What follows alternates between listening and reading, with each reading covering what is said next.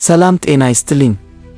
አውራ ፕላስ ዛሬ በአፍሪካ ቀንድ እጅግ ትኩረት የሳበውን የቱርኩን ፕሬዝዳንት ረሲፕ ታይፕ ኤርዶጋን ጉብኝትና ስለ ታላቁ የህዳሴ ግድብ የሰጡትን አስገራሚ መግለጫ ይዞላችሁ ቀርቧል። ኤርዶጋን ለምን ግብፅን የሚያስቆጣ መግለጫ ሰጡ? ቱርክ በግድቡ ጉዳይ ላይ ያላት ሚናስ ምንድነው? ዝርዝሩ አሁን እናያለን።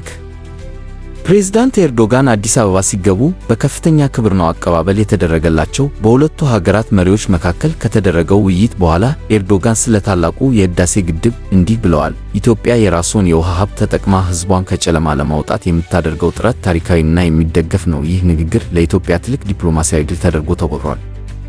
ቱርክ ለምን ኢትዮጵያን ትደግፋለች? ቱርክ በዓለም ላይ ግድቦችን በመገንባት ትልቅ ልምድ ያላት ሀገር ናት። ኤርዶጋን ቱርክ በግድብ ግንባታና በውሃ አስተዳደር ያላትን ቴክኖሎጂ ለኢትዮጵያ ለማካፈል ዝግጁ መሆኗን ገልጸዋል። ይህ ደግሞ በታችኛው ተፋሰስ ሀገራት በተለይም በግብፅ በኩል ትልቅ ስጋትን ፈጥሯል።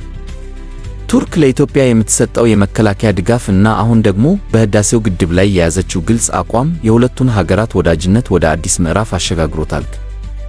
ኤርዶጋን አክለውም እኛ በወንድማማች ሀገራት መካከል ሰላም እንዲሰፍን እንፈልጋለን። ግብፅ፣ ሱዳንና ኢትዮጵያ በጋራ ተጠቃሚነት ላይ እንዲስማሙ ቱርክ ሽምግልና ለመስጠት ዝግጁ ናት ብለዋል። ይህ የኤርዶጋን ጥሪ ቱርክ በአፍሪካ ቀንድ ያላትን ተጽዕኖ ከፍ ለማድረግ እንደምትፈልግ የሚያሳይ ነው። የኤርዶጋን መምጣትና ስለ ህዳሴው ግድብ የሰጡት ድጋፍ ለኢትዮጵያ ያለውን ፋይዳ እናንተ እንዴት ታዩታላችሁ? ቱርክ በግድቡ ድርድር ላይ ብትገባስ ውጤቱ ምን ሊሆን ይችላል? ሐሳባችሁን በኮሜንት መስጫው ላይ አጋሩን። ወቅታዊ መረጃዎችን ለማግኘት አውራ ፕላስን ሰብስክራይብ ማድረጋችሁን እንዳትረሱ። ስለተከታተላችሁን እናመሰግናለን።